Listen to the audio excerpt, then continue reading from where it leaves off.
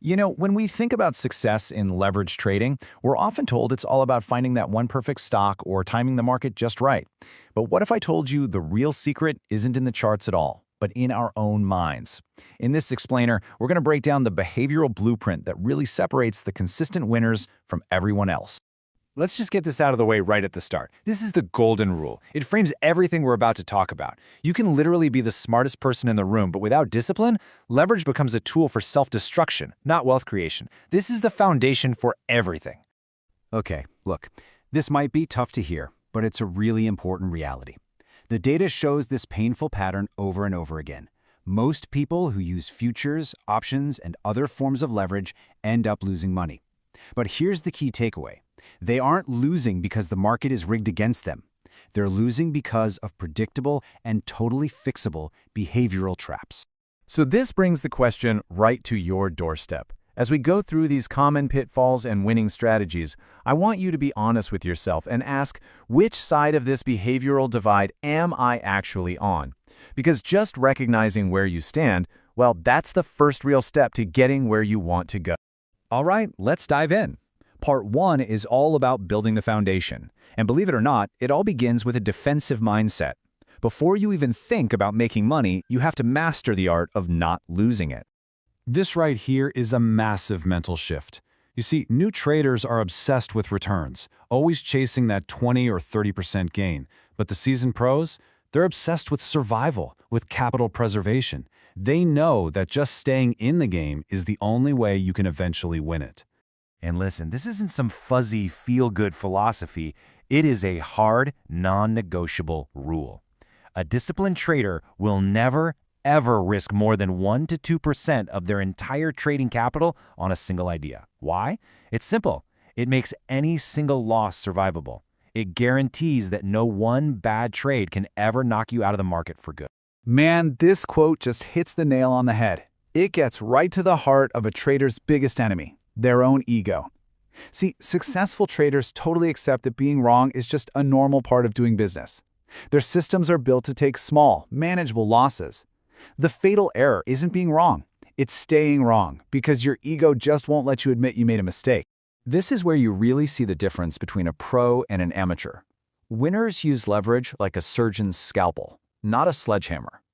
They are not constantly maxed out. When uncertainty is high, say during a major policy announcement, or when the VIX, the market's fear gauge, starts spiking, they pull way back. They only apply significant leverage when the stars align, a crystal clear trend, strong volume to back it up, and a supportive broader market. Knowing when not to trade is just as important as knowing when to trade. Let's be real. Everyone faces a drawdown. The difference is all in the response. A losing trader goes into revenge trading mode, trying to win it all back in one huge, desperate move. A winning trader? They do the exact opposite. They scale down. They take a break. They focus on rebuilding their process, knowing that the money will eventually follow good decisions.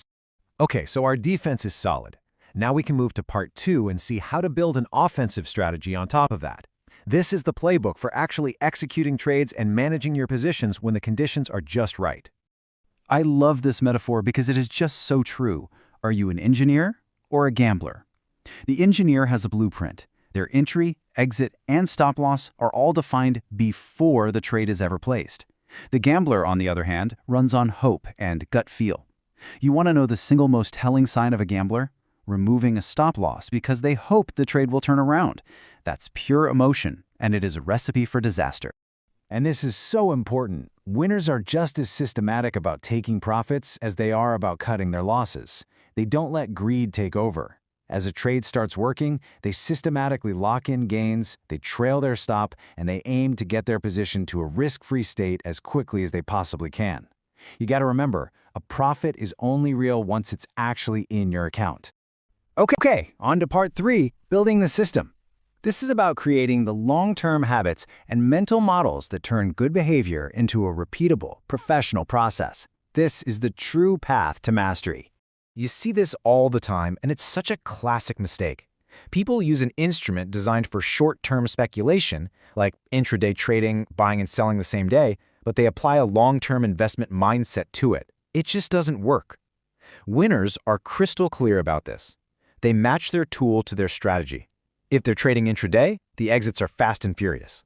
If they're using futures to ride a longer trend, they hold their position. That clarity is absolutely key. So let me ask you a really powerful question. At the end of the day, do you just check how much money you made or lost? Or do you ask yourself the much more important question, did I follow my rules today? That simple shift in focus is the entire basis for continuous improvement. And this is exactly what that self-audit looks like in practice.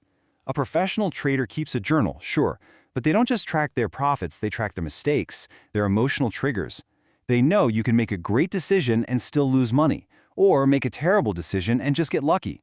So they judge the decision, not the random outcome, because in the long run, only a good process survives.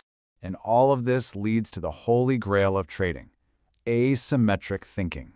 This is the ultimate goal. By ruthlessly cutting your losers at, say, 1%, but having a system that allows your winners to run to 5, 10, or even 20%, you create a positive expectancy. This is how leverage is supposed to work, as an accelerator for a system that already has an edge. So, let's bring it all together. Now that we've covered the defense, the offense, and the system, we can lay out a clear, final blueprint that puts winning and losing behaviors right next to each other, side by side. Look at this. This is it. The whole thing boiled down to a simple choice. Just look at the two columns. The loser ignores risk, the winner is obsessive about it. The loser is greedy, the winner protects their profits. The loser focuses on the money, the winner focuses on the process. Every single day in the market, you are actively choosing which of these columns you're going to live. And so we end right where we began. Because if there's one idea I want you to take away from this entire explainer, it's this. Burn it into your mind. Your market intelligence might give you a good idea, but it's only your discipline that can turn that idea into sustainable profit.